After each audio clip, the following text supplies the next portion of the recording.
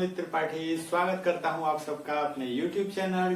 पिछले लेक्चर में हमने कंप्लीट किया था इवेंट्स इन सेक्सुअल रिप्रोडक्शन में पहला इवेंट प्री फर्टिलाइजेशन इवेंट, जिसमें हमने गेमेटोजेनेसिस और गेमिट ट्रांसफर के बारे में बहुत ही अच्छे से डिटेल में डिस्कशन किया था।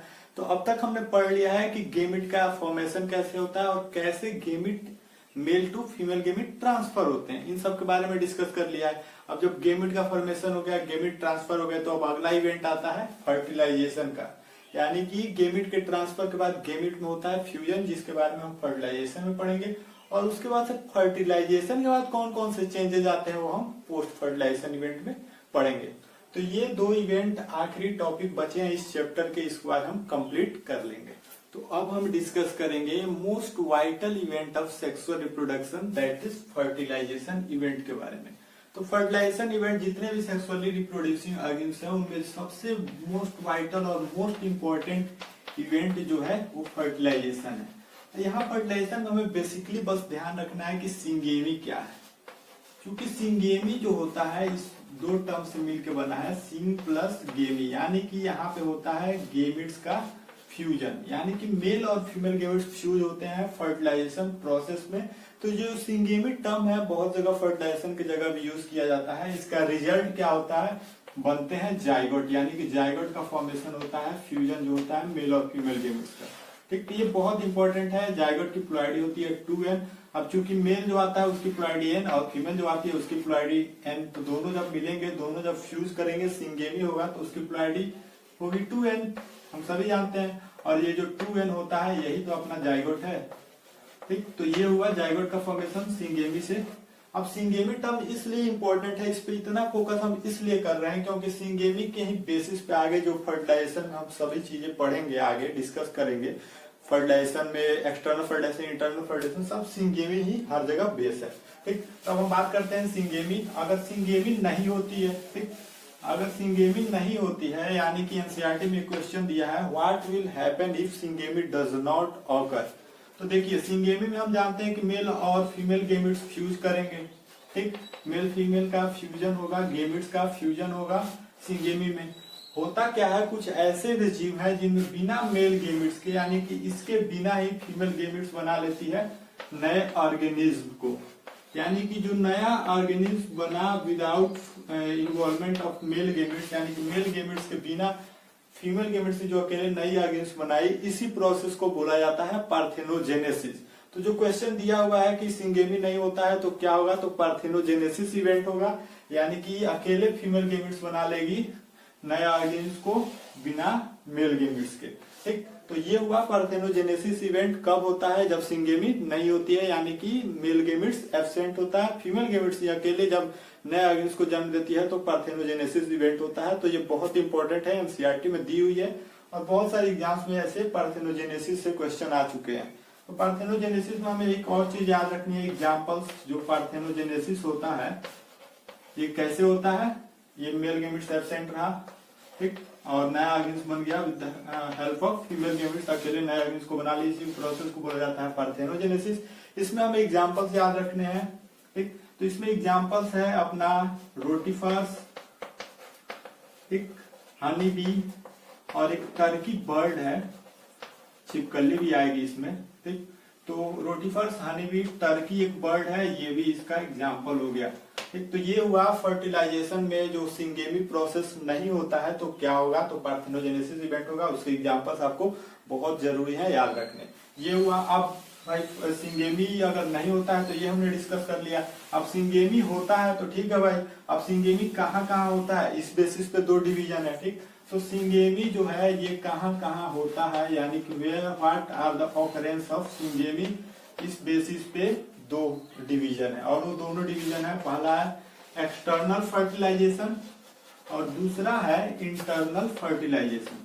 तो ये जो दो डिवीजन किए गए हैं, अगर सिंगेमी कहाँ होता है, यानी कि सिंगेमी कहाँ होता है, इस कहने का मतलब यह है कि अगर सिंगेमी ऑर्गेनिज्म के, यानी कि जीव के शरीर के अंदर होता है, with in the body parts होता है, तो उसको, उस इवेंट को, उस डिवीजन को नाम दिया गया है इंटरनल फर्टिलाइजेशन। तो फर्टिलाइजेशन का जो डिवीजन किया गया है वो किया गया है सिंगेमी के बेस पे, यानी कि सिंगेमी कहाँ ऑकर होता है इस बेस पे किया गया है फर्टिलाइजेशन को एक्सटर्नल और इंटरनल में डिवाइड। अगर फर्टिलाइजेशन शरीर के अंदर होता है तो इंटरनल फर्टिलाइजेशन, अगर शरीर के बाहर होता है तो एक्सटर्नल फर्टिलाइजेशन। अब शरीर के बाहर होता है कहने का मतलब ये कि पानी में, ठीक, तो जितने भी जलीय जीव हैं यानी कि एक्वेटिक ऑर्गेन्स हो गए, जैसे फिशेस हो गए, ठीक, तो फिशेस हो गई, ठीक, तो इसके एग्जांपल्स में बोनी फिशेस भी आती हैं और फ्रॉग हो गए, तो ये सब एग्जांपल हैं। एक्वेटिक ऑर्गेन्स हो गए, तो ये सब एग्जांपल हो गए एक्सटर्नल फर्टिलाइजेशन के। एक्सटर्नल फर्टिलाइजेशन में हमें याद रखना है कि शरीर के बाहर होता है तो जल में होता है। इसके डिमेरिट्स ये है कि इसमें जो अंडे बनते हैं यानी कि जो एग बनता है इसमें बहुत ही मतलब ससेप्टेबल होते हैं, इनकी जो लाइफ लॉन्ग होती है वो ज्यादा नहीं होती है। अब इनमें डर होता है कि भाई जो मेल गेमेट्स बन रहे हो फीमेल गेमेट्स के बाद पहुंचेंगे कि नहीं पहुंचेंगे, तो इसलिए जो मेल गेमेट्स इसमें प्रोड्यूस होते हैं बहुत ही ज्यादा नंबर में प्रोड्यूस होता है। ये हमने प्री फर्टिलाइजेशन इवेंट में भी पढ़ा था। अब देखिए एक्सटर्नल फर्टिलाइजेशन हो गया यानी कि शरीर के बाहर। अब दूसरा हुआ इंटरनल फर्टिलाइजेशन यानी कि शरीर के अंदर ही। तो ये बहुत अच्छे से हम समझ पा रहे होंगे, जो ह्यूमन बींग्स हो गए यानी कि मैमल्स हो गए, ठीक, रेप्टाइल्स, बर्ड्स, ये सब क्या करते हैं शरीर के अंदर ही करते हैं फर्टिलाइजेशन, तो इसी को बोला जाता है इंटरनल फर्टिलाइजेशन। और प्लांट्स की बात करें तो मैक्सिमम जो प्लांट्स हैं ब्रायोफाइट, टेरिडोफाइट, मतलब ब्रायो से लेके एंजियो तक आपने 11th में पढ़ा होगा प्लांट में डिवीजन, ब्रायो, टेरिडो, जिम्नो, एंजियोस्पर्म, तो ये सब में इंटरनल फर्टिलाइजेशन होता है। ओवरऑल आप समझ सकते हैं कि जो टेरेस्ट्रियल ऑर्गेन्स हैं उनमें इंटरनल फर्टिलाइजेशन होता है। तो ये हुआ एक्सटर्नल और इंटरनल फर्टिलाइजेशन। किस बेसिस पे, यहाँ भी सिंगेमी ने ही रोल प्ले किया कि सिंगेमी कहाँ हो रहा है, अगर फ्यूजन ऑफ गेमेट्स कहाँ हो रहा है, शरीर के अंदर हो रहा है तो इंटरनल, शरीर के बाहर हो रहा है एक्सटर्नल। तो एक्सटर्नल में वाटर बेसिकली मीडियम होता है तो उसमें fishes, bony fishes, frog, aquatic organs ये सब आ गए। और इंटरनल में ये सब एग्जांपल मेमल्स, जो बर्ड्स हो गए, रेप्टाइल्स हो गए, ये सब एग्जांपल्स हो गए, हमें याद रखना है। प्लांट्स में याद रखना है, मैक्सिमम प्लांट्स में ब्रायो से एनजीओ तक सब इंटरनल फर्टिलाइजेशन को शो करते हैं। तो ये हुई फर्टिलाइजेशन इवेंट के बारे में सारे डिस्कशन। तो अब हम डिस्कस करेंगे last event of sexual reproduction, that is post fertilization event के बारे में। तो जितने भी इवेंट है हमने फर्टिलाइजेशन तक पढ़ा, उसमें जायगोट का फॉर्मेशन हो चुका था, सिंगेमी से जायगोट रिजल्ट आ गया था। अब जायगोट कैसे नए ऑर्गेन्स को फॉर्म करता है, कैसे उसमें डेवलपमेंट होता है, ये सब हम पढ़ेंगे पोस्ट फर्टिलाइजेशन इवेंट में। यानी कि all the events after the formation of zygote comes under post fertilization event. तो इसमें हमें यही पढ़ना है जायगोट और एम्ब्रियोजेनेसिस के बारे में। तो जो जायगोट है ये है बहुत इंपॉर्टेंट है क्योंकि ये है वाइटल लिंक। अब जायगोट को वाइटल लिंक क्यों कहा जाता है, तो एनसीईआरटी में दिया हुआ है लाइन की जो जायगोट है वाइटल लिंक है क्योंकि ये इंश्योर करता है continuity of species from one generation to the next, यानी कि पीढ़ी दर पीढ़ी जो जीवों की निरंतरता है उसको सुनिश्चित करता है कौन, जायगोट, इसलिए इंपॉर्टेंट है। और जो जायगोट का डेवलपमेंट होता है, अगर जायगोट का डेवलपमेंट आउटसाइड मीडियम यानी कि शरीर के बाहर हो रहा है और शरीर के अंदर हो रहा है, इस बेसिस पे ऑर्गेनिज्म को दो कैटेगरी में डिवाइड किया गया है जिसके बारे में हमने डिस्कस कर लिया है, विविपेरस और ओविपेरस। तो जो ओविपेरस होते हैं वो अंडे देते हैं और उनके जो अंडे होते हैं वो कवर्ड होते हैं हार्ड कैल्शियम कैल्सेरस सेल से। तो ये हुआ इंपॉर्टेंट ओविपेरस में। और जो विविपेरस होते हैं ये यंग वंस को बर्थ देते हैं, ठीक। तो ये सब हमें एग्जांपल्स में बस याद रखने हैं। तो जो मेमल्स होते हैं वो आते हैं विविपेरस में और रेप्टाइल्स, बर्ड्स ये सब आते हैं ओविपेरस में। तो ये हुआ जायगोट के बारे में। अब हम पढ़ेंगे बहुत ही इंपॉर्टेंट टॉपिक एम्ब्रियोजेनेसिस। तो यहाँ भी जेनेसिस टर्म लगा है तो यानी कि यहाँ पे होगा फॉर्मेशन, यानी कि एम्ब्रियो का फॉर्मेशन होगा। अब किससे होगा, तो भाई अभी तक जायगोट ही बना, तो जायगोट ही जाके बनाता है एम्ब्रियो। तो development of embryo from zygote is known as embryogenesis. Definition भी इंपॉर्टेंट है बोर्ड एग्जाम्स के लिए। तो ये हुआ जो जायगोट से एम्ब्रियो बना, जो एम्ब्रियो का डेवलपमेंट हुआ जायगोट के हेल्प से यानी कि जायगोट से, उसी को बोला जाता है एम्ब्रियोजेनेसिस। अब एम्ब्रियोजेनेसिस में होता क्या है, कैसे जायगोट एक एम्ब्रियो का फॉर्मेशन करता है, हम समझेंगे। तो देखिए जो जायगोट है इसमें होते हैं दो प्रोसेसेस।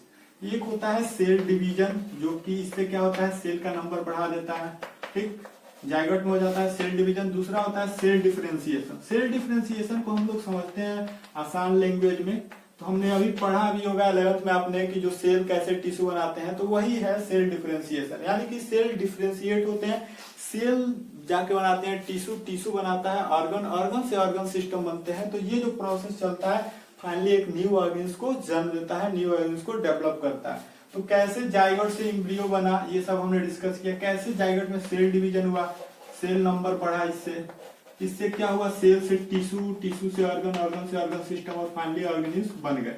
तो ये हुआ एम्ब्रियोजेनेसिस प्रोसेस में। अब एम्ब्रियोजेनेसिस हो गया, ठीक है। अब कैसे प्लांट्स में जो एम्ब्रियोजेनेसिस होता है, ये एनिमल्स के बारे में हो गया, सेल डिफरेंशिएशन, सेल डिवीजन हो गया।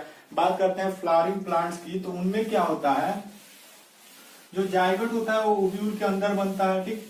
फ्लावरिंग प्लांट्स के बारे में हम नेक्स्ट चैप्टर में बहुत अच्छे से डिस्कस करेंगे, बस बेसिक समझ लीजिए कि उसमें होता क्या है। तो उसमें फर्टिलाइजेशन के बाद होता क्या है कि जो सेपल्स होते हैं ये सब फॉल कर जाते हैं, यानी कि सेपल्स, स्टेमेंस ये सब फॉल कर जाते हैं, बस बच जाता है पिस्टिल, यानी कि पिस्टिल अटैच रहता है फ्लावर से आफ्टर फर्टिलाइजेशन। ये बहुत इंपॉर्टेंट है, एनसीईआरटी में दी भी हुई है। तो बाकी सारी चीजें फ्लावर पार्ट्स गिर जाते हैं, बस पिस्टिल अटैच होता है फ्लावर से। तो फ्लावर के बारे में हम और अच्छे से डिस्कस करेंगे। तो बस हमें समझना है पोस्ट फर्टिलाइजेशन इवेंट में जाइगोट, जाइगोट क्यों इंपॉर्टेंट है, क्योंकि एक वाइटल लिंक है। और जाइगोट कैसे एम्ब्रियो का फॉर्मेशन करता है, तो जो जाइगोट एम्ब्रियो का फॉर्मेशन करता है उसको एम्ब्रियोजेनेसिस नाम दिया गया। कैसे जाइगोट में होता है, तो जाइगोट में सेल डिवीजन, सेल डिफरेंशिएशन होता है। तो ये आज हमने डिस्कस किया फर्टिलाइजेशन इवेंट और पोस्ट फर्टिलाइजेशन इवेंट में। फर्टिलाइजेशन इवेंट में हमने समझा कि कैसे सिंगेमी हुआ, सिंगेमी का ऑकरेंस कहाँ कहाँ होता है, उस बेसिस पे एक्सटर्नल और इंटरनल फर्टिलाइजेशन दो डिवीजन हमने पढ़े। और पोस्ट फर्टिलाइजेशन इवेंट में हमने जाइगोट और एम्ब्रियोजेनेसिस के बारे में बहुत अच्छे से डिस्कस किया। तो आज के लिए इतना ही, अगले लेक्चर में हम फिर मिलेंगे एक नए चैप्टर के साथ। तब तक के लिए जुड़े रहिए हमारे चैनल से, लाइक शेयर और सब्सक्राइब करते रहिए। धन्यवाद।